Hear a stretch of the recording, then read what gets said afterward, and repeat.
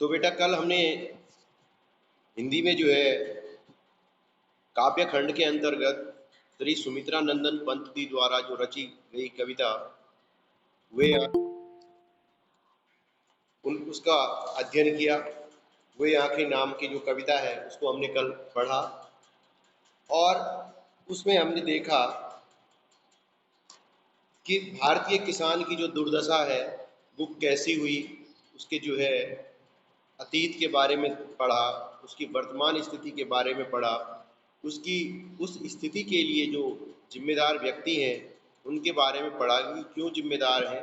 किसान की पत्नी की मृत्यु के लिए कौन जिम्मेदार था, पूछा भी था उसकी स्थिति के लिए कौन, यानी कि साहूकार था जिम्मेदार, क्योंकि जिसने जो है अपने कर्ज को उगाने के लिए, उससे अपना पैसा वसूलने के लिए उसकी सारी संपत्ति, घर बार, खेत खलिहान, गाय बैल पशु सबको क्या कर दिया, नीलाम कर दिया था। ठीक है। तो इसी तरह से आज का जो चैप्टर है बेटा वो है गद्य खंड के अंतर्गत। आज का जो चैप्टर है हमारा, चैप्टर का नाम है बेटा गलता लोहा। इसमें जो है तत्कालीन समाज की, यानी कि जो ये इस चैप्टर में जो लिखा गया है उस समय की जो ऊंच नीच की भावना हमारे समाज में थी बारे में भी है। ठीक है, ऊंच नीच की भावना के संबंध में भी है। ठीक, तो हम इसमें यही पढ़ेंगे। अब होता क्या है देखो कि इसके लेखक हैं श्री शेखर जोशी जी। इनका जन्म उत्तराखंड के अल्मोड़ा जिले में 1932 में हुआ था। ठीक है बेटा, और ये हिंदी साहित्य के जो है एक प्रसिद्ध कहानीकार हैं। ठीक, इनकी जो कहानियों के विषय है इसमें जो है जो समाज का जो सुविधाहीन वर्ग है, यानी कि जो गरीब तबके के लोग हैं जो बिल्कुल सुविधाओं के अभाव में जीते हैं, इनकी कहानियों में जो है उनके बारे में काफ़ी कुछ लिखा गया। यानी कि उन इनकी कहानियों के केंद्र बिंदु ही जो समाज के पिछड़े हुए लोग हैं वही है। ठीक है, और इनकी कहानियां जो है कई भारतीय भाषाओं में और अंग्रेजी भाषा में जो है प्रकाशित हो चुकी हैं, अनुवादित भी हो चुकी है। ठीक है बेटा, तो इनकी कहानी का संग्रह है कोसी का घटवार, साथ के लोग, दाजू, हलवाहा और नौरंगी बीमार है। तो इस तरह से इन्होंने जो है कई कहानियाँ लिखी, शब्द चित्र संग्रह लिखे। इनकी भाषा शैली जो है एक खड़ी बोली है और भाषा में जो है तत्सम, तत्भव और उर्दू शब्दों का समावेश है। ठीक है बेटा, तो इस तरह से जो है इसमें शेखर जोशी की जो ये कहानी है इसमें गलता लोहा में जो है जातिगत विभाजन पर जो है कई टिप्पणी की गई है। और इस तरह से जो है मोहन एक मेधावी ब्राह्मण युवक है, किंतु परिस्थितियों के चलते जो है वह उसकी मनोदशा में, उस मनोदशा को वो प्राप्त कर लेता है, वहाँ उसका पहुँच जाता है। एक इतना मेधावी बच्चा है मोहन और ब्राह्मण खानदान का है, और लेकिन उसकी जो परिस्थितियाँ उसे जो है ऐसी इस मुकाम तक पहुंचा देती है, उसके साथ जो घटनाएं होती हैं जो इसके लिए उसके लिए जो है जातीय अभिमान बेमानी, यानी कि वो कभी भी जो है जाति का, अपने ऊंची जाति होने का अभिमान नहीं करता है। तो इस तरह से जो है बेटा मोहन के पिता हैं पंडित जी हैं जो घरों में जो है पूजा पाठ करके अपना घर चलाते हैं। और अब वो जो है बूढ़े हो चुके हैं, इसलिए जो है वो अब पूजा पाठ के लिए, क्योंकि बेटे पहले के जो पंडित होते थे अभी भी हैं, जो किसी के घर में जब पूजा करने आते हैं पंडित जी, तो हम उस दिन खाना तब तक नहीं खाते हैं जब तक हमारे यहाँ पूजा नहीं हो जाती है, यानी कि हम तब तक उपवास रखते हैं। और साथ ही जब सबसे पहले पंडित जी को खाना खिलाया जाता है उसके बाद जो है घर के सदस्य भोजन करते हैं। उसी तरह से जो है पंडित जी भी जो है क्या होता है तब तक जो है जैसे हमारे यहाँ पूजा करने आएंगे तो पंडित जी तब तक कुछ भी खा के अपने घर से नहीं आते हैं। जब पूजा हो जाती है तब हम जो है उनको जो खिलाएंगे, मतलब जो हम बनाते हैं पंडित जी के लिए बनाया होगा वो खाते हैं, मतलब तब तक वो भी उपवास रखते हैं। तो इसी तरह से जो है मोहन के पिता जो पंडित जी हैं, पंडित बंशीधर जी हैं उनका नाम, तो वो जो है अब पुरोहिताई का काम करते हैं, घरों में पूजा पाठ करने का काम करते हैं। तो इस तरह से जो है वो अपना घर चलाते हैं। लेकिन धीरे धीरे बेटा उनकी उम्र भी हो रही है, अब बुढ़ापा आ गया है, तो उनके बस की जो है वो उपवास रखना, अब भूखे पेट जो है इतने दूर दूर के घरों में पूजा करने जाना, ये उनके बस की बात नहीं है। तो इसलिए जो है मोहन को भी कई बार अब अपने काम में जो है हाथ बटाने के लिए कह दिया है। इसलिए जो है अब मोहन क्या है, मोहन तो अब पुरोहिताई में उसकी कोई रुचि है नहीं। मोहन जो है पुरोहिताई का काम करने में उसको कोई दिलचस्पी नहीं है। तो इसलिए जो है वो क्या करता है कि चलो, जब उसके पिता ने कह दिया कि भाई अब मेरे से घर नहीं चलता, तो अब क्या करता है वो,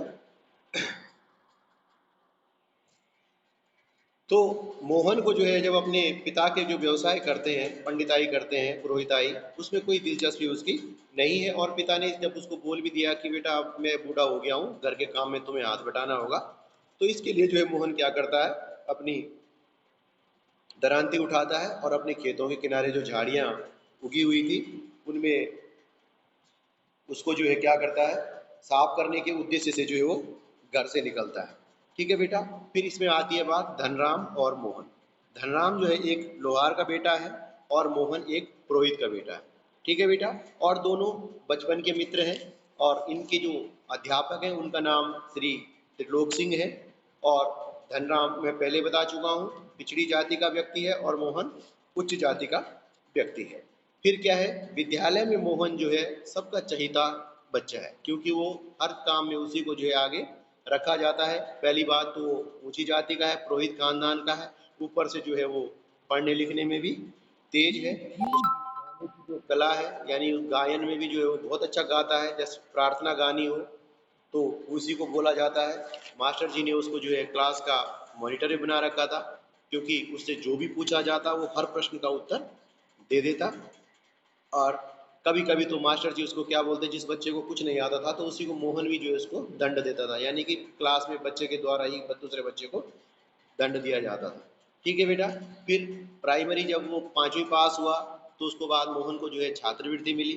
तो छात्रवृत्ति मिली तो सब उसे बोलते थे। फिर जो पंडित बंशीधर जी थे वो मोहन को जो है पढ़ा लिखा करके बड़ा आदमी बनाना चाहते थे, लेकिन वो इतने सक्षम नहीं थे कि उसको आगे बढ़ा सके। फिर आगे की पढ़ाई के लिए जो गांव का स्कूल था वो गांव से 4 मील दूर था, साथ ही रास्ते में नदी पड़ती थी। फिर भी जो है उसके मोहन के पिता ने जो है उसका नाम उस स्कूल में लिखा दिया था। ठीक है बेटा। फिर जो धनराम था, यहाँ तो बात आ गई मोहन की। फिर धनराम था वो तो बिल्कुल बेचारा मंदबुद्धि आदमी था। कई बार जो है मास्टर जी ने जो है मोहन के हाथों ही उसको कई बार पनिशमेंट भी दी थी। फिर भी जो है वो मोहन का आदर करता था। क्यों? क्योंकि वो उसको ऊंची जाति का समझता था कि भाई अपना प्रतिद्वंदी मानता ही नहीं था। कि पहले उसके मन में तो यही चीज भर दी गई थी ना कि ये जो ऊंचे लोग हैं, बड़े लोग हैं, ये पंडित जी हैं तो पंडित का बेटा है तो इसकी क्या है, समाज में ऊंची प्रतिष्ठा है। तो इसलिए जो है मोहन ने कभी भी धनराम को अपना प्रतिद्वंदी, वो धनराम ने मोहन को अपना प्रतिद्वंदी कभी नहीं समझा, क्योंकि उसके मन में बचपन से ये बात घर कर गई थी। ठीक है बेटा। फिर हाँ, बात ये भी आती है कि जातिगत हीनता के कारण जो है मोहन धनराम मोहन को अपना कभी भी प्रतिद्वंदी नहीं मानता था। ठीक है बेटा। फिर कई बार जो है मोहन जब उसका जो नाम, उसका जो एडमिशन होता है, उसका जो प्रवेश होता है दूसरे स्कूल में जो गांव से 4 किलोमीटर 4 मील दूर है, वहाँ जब उसका नाम लिखा देते हैं तो उसकी जो है पढ़ाई में कई बाधाएं आती हैं। बरसात के दिनों में जो है जो नदी होती है उसको पार करना मुश्किल है। तो इस तरह से जो है पंडित जी ने जो है अपने किसी जजमान के यहाँ जो है उसके रहने की व्यवस्था कर दी। फिर कुछ छुट्टी के दिन, कुछ दिन पहले जो है जब नदी का पानी उतार पर था, तो क्या हुआ कि अचानक जो है मोहन, अब जैसे कोई घास लाने वाले थे ना, तो मोहन छोटा बच्चा था जो 6वीं 7वीं में पढ़ता है, 5वीं पास हुआ हो। अब नदी में जो है पानी कम था तो मोहन जो है छुट्टी के समय घर आ रहा था। उसके गांव के कुछ घास वाली जो घसियारे बोलते हैं ना, वहाँ पे घसियारों मतलब जो औरतें जो है गाँव में घास लेने के लिए जाती हैं, महिलाएं, उनको घसियारे कहते हैं। तो जो भी पार कर रहे थे नदी, तो अचानक जो है ऊपर पहाड़ों पे वर्षा होती है और मोहन जो है अचानक ही बड़ी कठिनाई से जो है वो नदी को पार कर पाता है। यानी आप देखते होंगे, जैसे आप लोग कभी सहस्त्र धारा जाते हैं, माल देवता जाते हैं, देहरादून में आप लोग रहते हैं, तो अचानक जो है आप कभी अखबार में पढ़ते होंगे कि पर्यटक जो है टापू पे फंस गए, क्योंकि उस समय तो पानी रहता नहीं है और अचानक पहाड़ों पे वर्षा होती है तो नदी एकदम उफान आ जाता है, तो आदमी कहीं नहीं जा सकता फिर। तो यही जो है मोहन के साथ हुआ, बड़ी मुश्किल से उस नदी को पार करा दिया। ठीक, इसके कारण जो है उसके पिता को जो है बड़ी चिंता होने लगी कि यार बच्चा रोज जाता है, कहीं अचानक पानी नदी में बढ़ गया तो इसका पता नहीं क्या हो जाएगा। फिर इससे जो है उसकी पहाड़ उसके भविष्य को लेकर जो है चिंता होने लगी। तो इस बीच जो है मोहन के जीवन में एक परिवर्तन आता है कि उनका एक रिश्तेदार होता है जिसका नाम रमेश है। वो जो है छुट्टियों में घर आया हुआ होता है और लखनऊ में नौकरी करता है। तो वो पंडित जी को कहता है कि भाई मोहन को तुम मेरे साथ भेज दो लखनऊ, मैं उसको जो है किसी अच्छे स्कूल में पढ़ाऊंगा। तो उसके पिता खुश हो जाते हैं कि यार चलो कम से कम।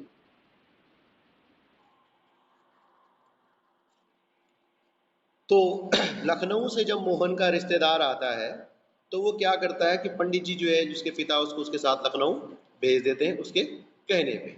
लेकिन जब लखनऊ पहुंचता है तो यहाँ से मोहन की जिंदगी में क्या आता है, दूसरा मोड़ आना शुरू हो जाता है। जिस उम्मीद के साथ जो है उसको लखनऊ भेजा गया था, उसकी उम्मीद जो है वहाँ पे पूरी नहीं हो पाई। उसके साथ जो है वहाँ पे नौकरों की तरह व्यवहार किया जाने लगा। अब वो भी समझ गया कि ये मुझे जो है नौकर के अलावा जो है कोई दर्जा देता नहीं था। बड़ी मुश्किल से जो है उसने इसका एक तकनीकी विद्यालय में जहाँ पे थोड़ा बहुत काम वाम सिखा देते हैं, तो वहाँ पे उसका एडमिशन करा दिया, उसका दाखिला वहाँ पे करा दिया बड़ी मुश्किल से। वहाँ पे जो है उसने थोड़ा बहुत काम सीखा। तो जो पढ़ने के बाबत जो है शहर आया था वहाँ उसके जीवन में बड़ा बदलाव आ गया। अब वो गांव का जो सीधा साधा बच्चा था वहाँ पे जो है सबके लिए जो है वो क्या बन गया, एक काम कराने का जरिया बन गया। सारे जितनी भी वहाँ के मोहल्ले की औरतें थे उससे जो है सामान मंगाना, मोहन ये काम कर दे वो कर दे। रमेश के घर वाले भी जो है उससे घर का काम कराना। तो उसको जो है एक नौकर की तरह जो है वहाँ पे रखा जाने लगा। और गांव का वो मेधावी बच्चा जो था वो क्या हो गया, शहर की चकाचौंध में अपनी कोई पहचान नहीं बना सका। ठीक है। रमेश ने उसका दाखिला एक तकनीकी स्कूल में करा दिया, जहाँ से जो है वहाँ से उसने थोड़ा बहुत काम सीखा, प्रशिक्षण प्राप्त किया। और अब वो जो है काम की तलाश में फैक्ट्रियों के चक्कर लगाने लगा। तो इसी तरह से बेटा अब उसके पिता, उसने कभी भी अपने पिता को ये चीज़ें नहीं बताई। अब जब उसके पिता कभी कहते थे कि भाई गर्मियों की छुट्टी में है, छुट्टियां पड़ी हुई है, तो उसको गांव भेज दो, गांव क्यों नहीं आ रहा है। तो रमेश बहाने बना देता था कि नहीं नहीं ताऊ जी, यहाँ पे तो आगे की पढ़ाई पहले ही करनी पड़ती थी। क्योंकि वो रमेश जो था बिल्कुल ही अच्छा आदमी नहीं था बेटा। उसने जो है मोहन के सीधेपन का फायदा उठाया, उसको शहर लाया, जबकि अच्छे स्कूल में दाखिले की बात हुई थी। उसको जो है घर में नौकरी नौकरी उससे अपने घर में कराने लगा, नौकरों की तरह उसे रखने लगा। बड़ी मुश्किल से उसको एक ऐसे तकनीकी स्कूल में उसका दाखिला कराया, जबकि उसने पढ़ लिख करके जो है बहुत अच्छा आदमी, बड़ा आदमी बनना था। तो क्योंकि बहुत ही मेधावी लड़का था, बहुत ही तेज पढ़ने में बहुत अच्छा होशियार था वो। तो इस कारण जो है बेटा उसको वो अपनी पहचान शहर में न बना पाया। फिर मोहन के पिता जो है इस बात से अनजान थे। उनको पता ही नहीं था कि मेरे बेटे की शहर में क्या स्थिति है। वो सोचते थे कि वो अच्छे स्कूल में ही पढ़ रहा होगा, जब शहर में है तो अच्छे ही उसका भविष्य अच्छा ही होगा। लेकिन जब उन्हें वास्तविकता का ज्ञान हुआ कि मोहन को जो है वहाँ पे पढ़ाया लिखाया नहीं गया, उसको तो वहाँ पे सिर्फ एक काम कराने के उद्देश्य से जो है अपने साथ ले जाया गया था। उस समय जो है, जबकि ये बात है तब उस समय नौकर रखना अपने घर में बहुत बड़ी बात होती थी ना। तो लोगों के सामने जो रमेश था वो यही जताता था कि ये मेरे घर में काम करता है लड़का, मतलब यानी बोलता नहीं था कि मेरा भाई है। तो मोहन भी अब इस चीज़ को धीरे धीरे समझने लगा था। फिर जब हकीकत का पता मोहन के पिता को चला तो उनको भी जो है बड़ा दुख हुआ। तब मोहन जो है घर आता है। तो जब शुरू में बात हुई थी ना कि जब पिताजी ने कहा था कि बेटा मेरे बस का नहीं है, तो वो क्या करता है कि जब वो खेतों की झाड़ियाँ साफ कराने के लिए जा रहा होता है, उसने हंसुआ उठाया था ना, मैंने शुरू में ही बोल दिया था आपको। तो वो जाता है, देखता है कि उसकी धार थोड़ी सी कुंद हो रखी है, पैनी नहीं है। तो उसके पास जो है शिल्पकार टोला यानी कि जहाँ पे हथियारों को यानी कि औजारों को जो बनाने का काम किया जाता है। हथियार तो अलग चीज़ होगी बेटा, औजार जो हम खेती बाड़ी में यूज करते हैं उनको हम औजार बोलते हैं। ठीक है बेटा। तो फिर जाता है तो शिल्पकार टोले में जहाँ पे जो है धनराम का आफर है। आफर मीन्स जहाँ पे औजारों को पहना किया जाता है, दरांती हंसुआ जो भी होता है, कुदाल वगैरह, वहाँ पे जो है उसको पहना किया जाता है। तो उसके आफर पे जाता है धनराम के पास। अब धनराम ने तो अपने पिता का काम सीख लिया। कैसे सीखा? क्योंकि धनराम जब स्कूल से जाता था बचपन में तो वो अपने पिता के आफर पे जाता था। तो उसको जो है भट्टी चलाना, लोहे को गलाना, कहाँ पे चोट मारनी है, इस तरह के काम वो बचपन से अपने पिता के साथ करता था। क्योंकि वो स्कूल के बाद अपने पिता के साथ जाता था। लेकिन मोहन को अपने पिता के काम में दिलचस्पी नहीं थी, इसलिए मोहन तो पंडिताई नहीं सीख पाया। लेकिन जो धनराम था उसने अपने पिता का लोहार का काम सही ढंग से संभाल लिया। यानी कि बताते हैं कि जब उसके धनराम के पिता की मृत्यु हुई तो लोगों को पता ही नहीं चला कि कब उसने जो है धनराम ने ये काम संभाल लिया है, ठीक, क्योंकि उसने बचपन से ही चला गया। अब चला गया, उसके पास चला गया, मोहन उसके पास धनराम के पास जाता है, तो वहाँ पे जो है कनस्तर के ऊपर बैठ जाता है। तो उसको देखता है, अरे यार ये तो ब्राह्मण लोग हैं, हमसे तो वैसी दूरी बनाते हैं, क्योंकि छुआछूत की भावना बहुत पाई जाती थी ना गाँव में। तो इस तरह से जो है उसको पहले तो बड़ा आश्चर्य होता है। फिर वो दोनों अपने पुराने दिनों की बात याद करते हैं कि यार कैसे इस समय स्कूल जाते थे, मास्टर त्रिलोक सिंह जी जो है कैसा हमको मारते थे। बड़ी थोड़ी सी हंसी खुशी भी, कॉमेडी वाली बात भी थी, इसमें थोड़ा हास्य प्रसंग भी था बीच में कि जब धनराम जो मास्टर त्रिलोक सिंह जी जो है बच्चे को दंड देते थे, तो जब किसी से छड़ी मंगाते थे तो वो बच्चा, जिसको पनिशमेंट मिलती है, माना मुझे पनिशमेंट मिलनी है तो छड़ी मैंने ही लानी है खुद के पिटने के लिए, और छड़ी भी ऐसी लानी है कि मतलब ऐसा लगता था कि अपने लिए नहीं बल्कि दूसरे को पिटवाने के लिए ले जा रहे हैं, बिल्कुल तगड़ी। अगर ऐसे लिया है तो और मारते थे कि गुरुजी, मतलब थोड़ा सा हास्य प्रसंग भी है इस बीच में। और त्रिकाट टोले में जाता है, फिर वहाँ दोनों वो अपने पिछले जो जीवन है उसकी बातें करते हैं दोनों के दोनों। फिर मोहन, वो धनराम जो है अपना काम भी किए जा रहा है, मोहन उससे बातें कर रहा है। तो क्या होता है कि एक जब धनराम जो है एक लोहे की छड़ को जो है गोल करना चाहता है, लेकिन वो उससे जो है कर नहीं पाता है। तो उस समय जो है मोहन अपनी जगह से उठता है, उस छड़ को दूसरी तरफ से पकड़ के उसको सहारा देता है, तब वो छड़ आसानी से गोल हो जाती है। इस प्रकार धनराम को जो है बड़ा आश्चर्य होता है इस बात से भी, ठीक। फिर जो है मोहन की जो मनोदशा थी वो, उसमें बदलाव आ चुका था। मोहन को जो है निर्धन परिस्थितियों ने जो है, निर्धन ब्राह्मण युवक मोहन की मानसिक सोच में बदलाव कर दिया था। वो जो है सच्ची भाईचारे पे जो है, अब जातिगत तो उसने भेदभाव की बात जो उसके मन में बिल्कुल नहीं थी। वो चाहता था कि जो सच्चा भाईचारा होना चाहिए, ठीक है। यहाँ तक कि जब मास्टर त्रिलोक सिंह जी की बात करें तो उन्होंने धनराम को जो है बिल्कुल तेरह का पहाड़ा वो उनको सुना ही नहीं पाया धनराम, क्योंकि पढ़ने में नहीं था बेचारा, डरता भी था होगा।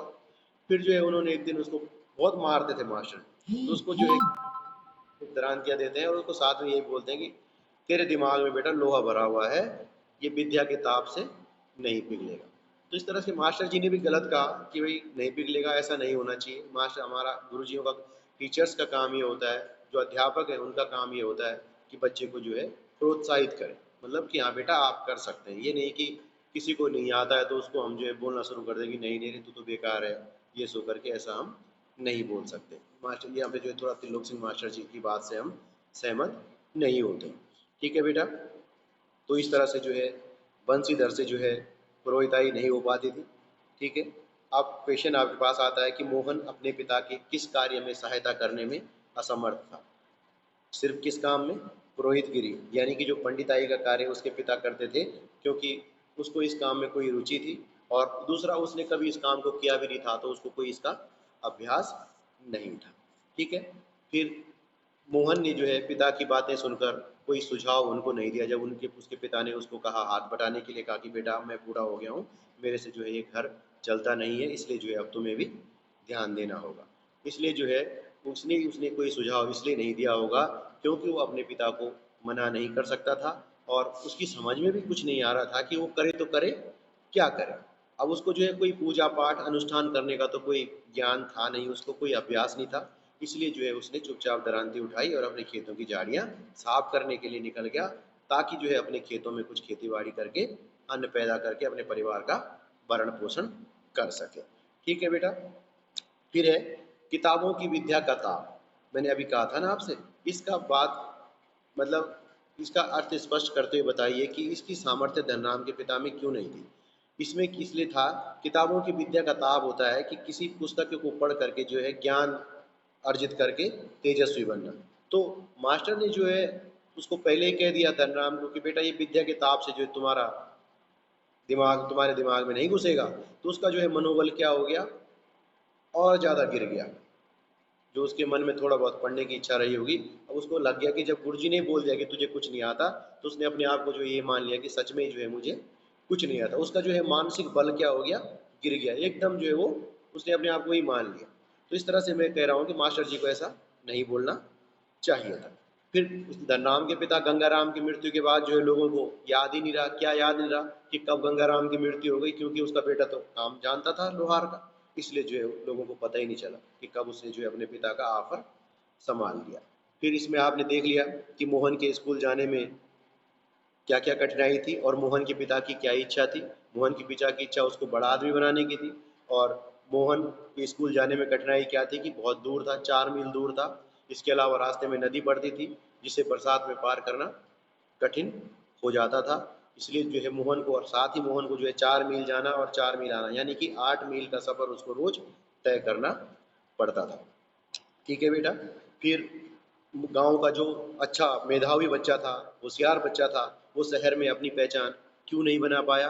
क्योंकि मोहन को जो है दिन रात, जब मोहन लखनऊ आया था तो उसको जो है हर दिन रात जो है घरेलू कामों में उलझा के रखा जाता था। मैंने आपको पहले बता दिया था कि जो रमेश है वो उसको नौकरों से ज़्यादा हैसियत नहीं देता था। ठीक है बेटा। फिर उसे पढ़ने का मौका भी नहीं मिलता था क्योंकि वो दिन भर काम ही करता रहता था। इसलिए जो है वो नए शहर के नए वातावरण में जो है अपनी कोई पहचान नहीं बना पाया। ठीक है। तो इस तरह से जो है,